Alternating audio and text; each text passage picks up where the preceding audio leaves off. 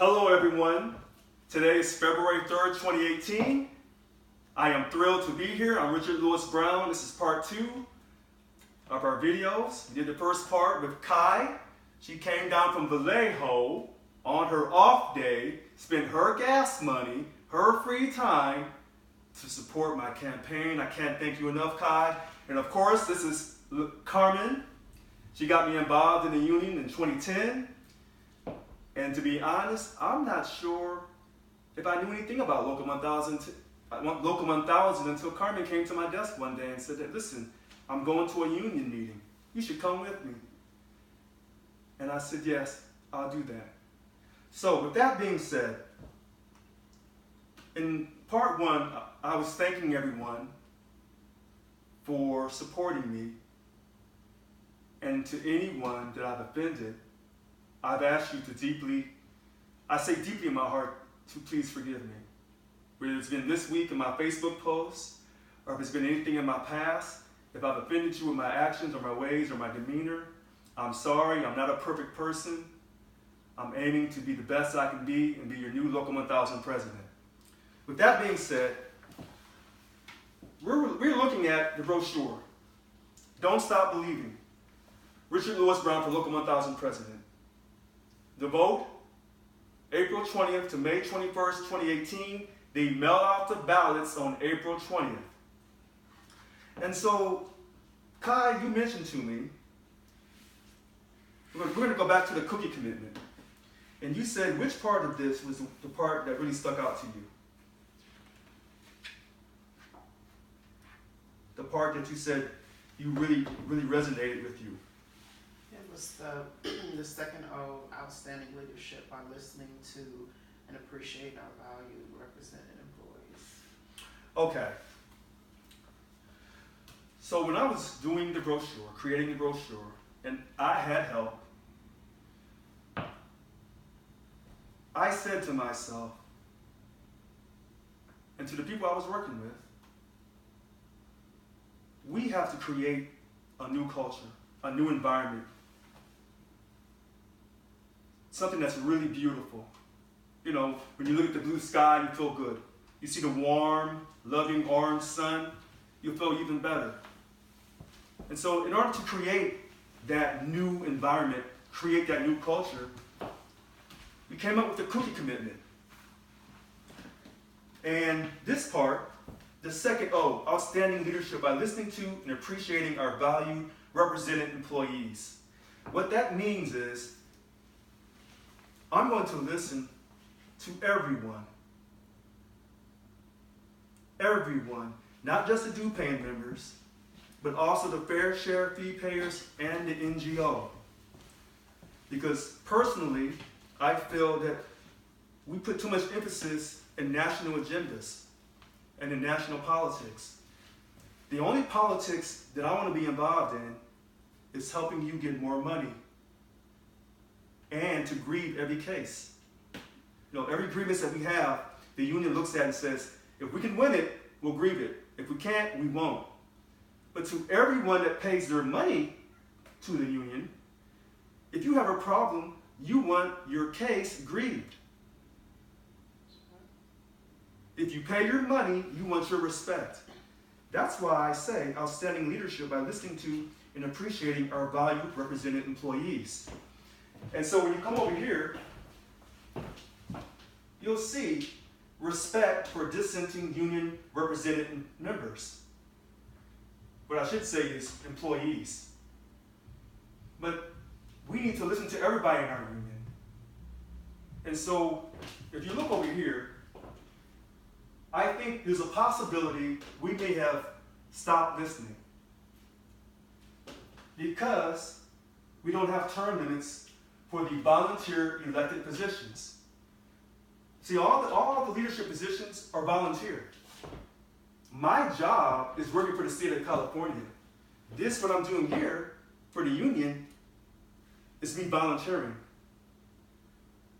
To me, it's a sacrifice that I'm fulfilling the Genevieve. But to everyone else, they're volunteering. But because we don't have term limits, I think that sometimes maybe we're not really listening to our represented employees, especially if their fair share fee payers are NGOs, non-germane objectors. And that's why I say that. So we have to listen. And how would I do that? If you elect me president, I'm going to travel to every work site in the state of California, and everyone's going to know who their DLC president of that work site is. A DLC president has a certain area, and they have an executive board. And many of our represented employees have no idea who they are. And I'm one of them. You're one of them. Kai, I don't think you're by yourself. And so as a president, again, I'm going to travel up and down the state. I'm not traveling to other states. I'm not getting involved in national agendas. And I want you to hear me on this. There's nothing wrong with Fight for 15. Personally, I disagree with that, the Fight for 15.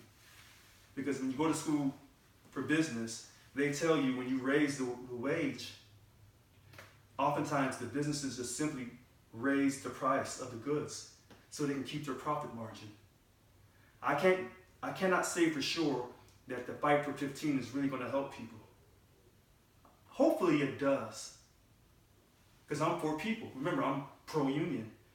But I think sometimes we get caught up in national agendas, the illegal immigration, and I want you to hear me loud and clear on this.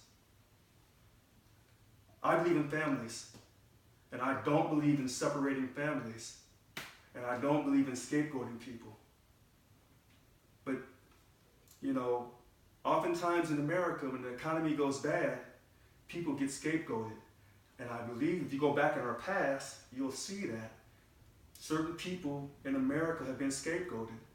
And if you can look it up, you can see where people of this group or that group will face criticism. And these are important social issues. But to me, the important social issue is you and all of us that pay our money to Local 1000. So when I say outstanding leadership, I've been listening to people over the years. And people want to know that their voice is heard, that they're not silenced. There's this national movement about women who've been harassed. They want their voices heard. They want justice. You know what? I believe in my heart, Local 1000, our represented employees want justice. We need justice. And that's why I say that. That's why I speak so passionately about that. And we have to create this culture under this beautiful blue sky, because we want to work in harmony. I believe in state employees. I believe in the state of California. I believe in our country. That's why I serve our country. So that's why I say that. Is there anything else that grabs your attention?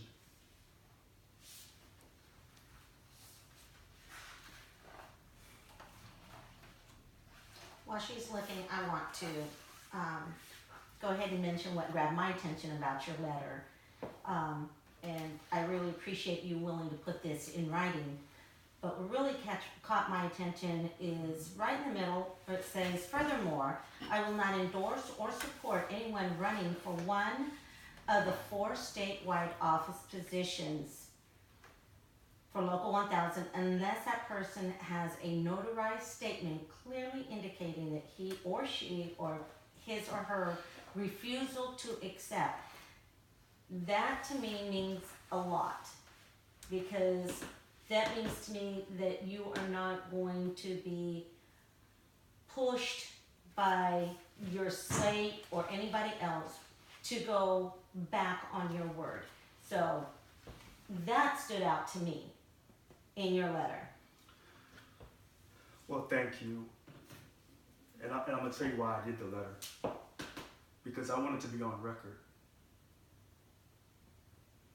In fact, this week on Facebook, people really doubted that if they elected me president, that I wouldn't take the stipend. I put it in a legal document, which brings up another question. if I'm elected, and I believe in my heart I will be elected, because I have a positive attitude, and I feel I have the ability to inspire, to motivate, to inform, sometimes entertain, and change people. But that change has to be by creating a new environment. But I believe I can do that. Someone said, well, even if you get elected, the money's still going to come your way, that salary stipend. You have to vote to stop that. And so that person was absolutely right. And so here it says, eliminate the stipend for all volunteer elected positions. But before I talk about how we do that, and also reduce the money you pay by 50%, let me say this. That person that asked that question made a great point. I think the person actually called me. When I get in there as a new president and the money comes my way, I'm not going to accept the money. And I'm going to do it on videotape. And the money is going to come over here. The money that I get until we're able to eliminate the salary stipend will go to the strike fund. Because here at Local 1000, there's something missing. There's a few things missing. A strike fund is really important. A strike fund adequate enough to support a lengthy contract negotiations. So we can offer counter offers to the state. Now I said on tape, and I mean this, we need a 21% across the board for every represented employee of Local 1000. People thought that the $2,500 bonus was a big deal, but not everybody got that money. So we need a strike fund so we can really call a strike and go on a strike. And so that salary stipend money, I would put in the strike fund. And I would do it on videotape because I'm telling you, I will not take the salary stipend in a legal document. Now, the other candidates, I don't know who they are. No one has said anything publicly to me that they're going to officially announce that they're running. I would hope they would do the same thing. Someone said, well, why aren't you running with anyone else? Well, I think there's a couple different reasons. One reason may be because of this letter. Another reason may be because of all the things in this 10-point platform, I believe it's number 7. And number 7 is change the perception and trajectory of our union through transparent and member voting. We should go to the Sacramento County Voters Registration. They should be conducting our voting elections. Financial statements, open up all financial statements. All of them, it should be up online. And accountability by video recording quarterly general councils. Everything goes on tape, so you can hold me accountable for my actions and my words. But I think 7 really is a reflection of 4. Restructure union membership into a single class who all have the same voting rights and pay requirements. And that is represented with my proposed 1 membership class application on page 4. This is probably why no one wants to run with me. So, but that's okay. I'll keep the faith. I'll stay encouraged. People can turn in their nomination forms by February 12th. I posted my nomination form. I'm officially running for Local 1000 president. I'm transparent about it. It's on my website and it's on my Facebook page. So, with that being said, we're going to stop this video, and then we're going to do a part 3. In part 3, we're going to talk again about voting in the greatest country in the world, even though we have some character flaws in our foundation. But in my mind, we still have the #1 country. And remember, we must have financial transparency because we all must come together under beautiful blue skies. In my mind, a beautiful blue sky and a warm, loving orange sun. And that's through creating that positive energy. And that's why the wheel in the sky keeps on turning. Don't stop believing. Thank you.